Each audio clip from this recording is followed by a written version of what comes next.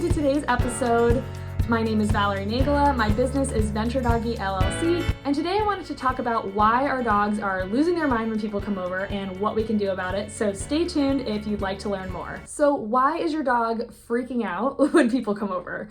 So you need to look at your individual dog and decide what is their motivation for barking. Behavior always serves a function. So barking is not bad. It's a symptom of how your dog feels. Just like we speak up when we have a reason to speak up. We say, ow, that hurt, or I don't like that person, please make them go away. Maybe we're a little less crude, but these are things that our dogs might be trying to tell us. Dog is worried about people coming over. Anything that looks like someone might be coming into the door. So that could be a knock on the doorbell ringing, footsteps on the porch. Your dog is predicting someone is coming in the door, and if they're afraid, they're predicting something scary. So they could be barking just because they're worked up and worried and they're barking. Just like if you get really upset, you're gonna cry.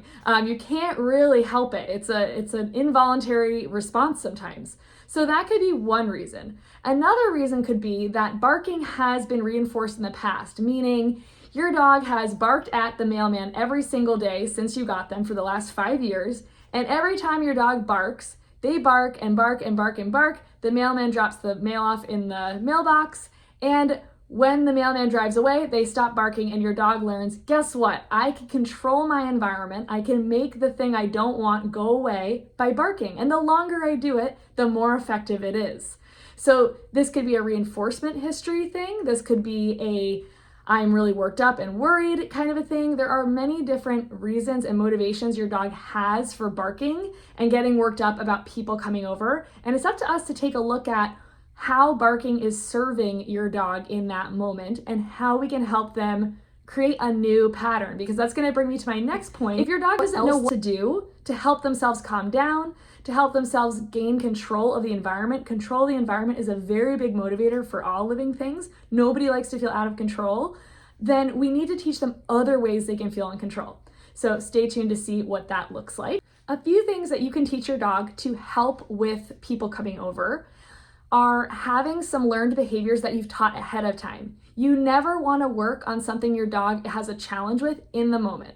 Just like you wouldn't want to learn how to swim out in the middle of the ocean, you would want to go to some safe pool where someone can be there, it's shallow. You want a learning environment that feels safe. You don't want to try and learn how to swim when you're in the middle of the ocean and someone has tied your arm behind your back, right? That would be really scary. So we don't want to teach our dogs when they feel really stressed, when they feel like they're out of control, when they don't know what else to do, and when they don't have any pre-learned skills. So skills we want to teach our dog before starting. I would take a look at my place video I made, because that's going to have all of these things explained step by step for you, but you're going to want to have a marker word on board. You're going to want to have some place training on board, which is outlined in that video. And then something I haven't talked about already is you're going to want to create more neutrality around all these different triggers that your dog has developed that mean someone's in the door. Do each of those things and see what gets your dog starting to look at you. Because we want to look for the smallest signal from them that they have some concerns. If they're staring, that's the first sign that they're kind of worried about something. If they're starting to huff and puff, so you might get those little like woof woof kind of barks, that's letting you know, hey, I'm starting to get kind of worried. If they're full on barking, we've already gone past the point of where we can really teach them anything, which is why we want to work on these things in the quiet of our home when there's not actually a person there. And we want to try and desensitize these triggers that have become sensitized. Because anytime your dog hears them, it means someone's coming in the door. So we need to desensitize those. So I'll go over what that process looks like. So desensitizing your dog to different triggers associated with someone coming in the door. If you go to knock, let's say you are in your kitchen and you just knock on your counter. If your dog stares at you, you can say yes and reward them. If they start huffing and puffing, meaning you knock on the counter and they go, you can wait a little bit, throw them a cookie, and next time you do it quieter. Also wait until they've entirely calmed down. What we want to do is gradually, little by little, teach your dog that when they hear these things at a very low level, you can even record them on your phone and play them at like volume 1 for 1 second. You play it for 1 second, yes, reward. You play it for 1 second, yes, reward. And you don't want your dog getting worked up from this sound. Once you're getting a 10 out of 10, let's say you knock on the counter, let's say you're at like a volume 3, you're knocking on the counter, you knock twice, and your dog is licking their lips because they're expecting food, you know you're making some progress. Now you could try at volume 4 or 5. At any point, if your dog is starting to get huffy puffy, starting to bark or look a little stressed, like they're looking for someone to come in the door, you've made it too loud. So this is something you pick away at. So I'd say you work on it a little bit in the morning, wait till your dog totally calms down, a little bit at night, wait till your dog calms down. Don't work on it over and over again, because if you mess up and get a little too loud with your knocking, your dog starts barking like crazy, you wait till they're quiet, reward them, and then do the knock at level 1, they're still gonna bark because they just got all worked up.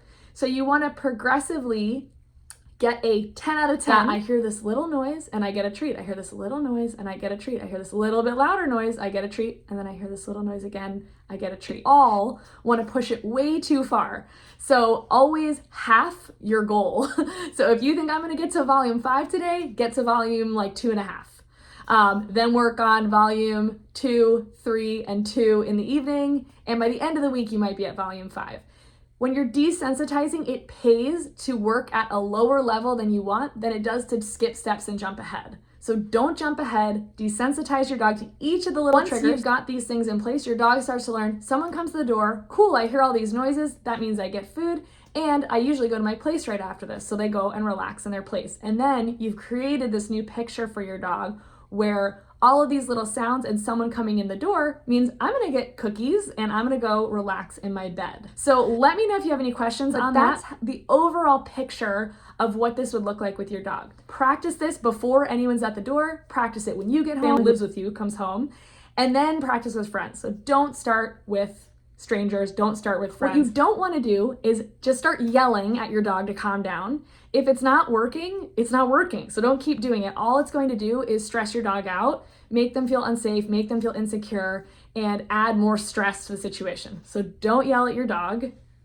So if you're not making any progress within a week or so, I would really recommend just getting help, because you don't want this to go on and on for a long time. The longer your dog is stressed, the more ingrained this habit becomes and the more worried they're going to get. So especially if you have a dog who's nervous, worried, or starting to show any signs of aggression, you want to resolve that as quickly as possible.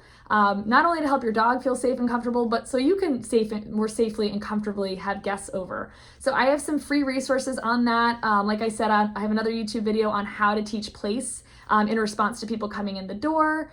Please use management if you're worried at all about your guest safety.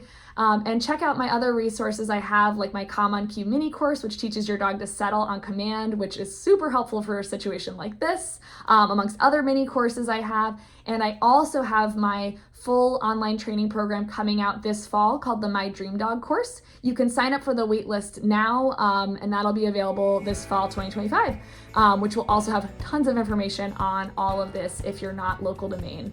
So please reach out to me with any questions, and I really hope this helps you and your dog have nice, calm greetings.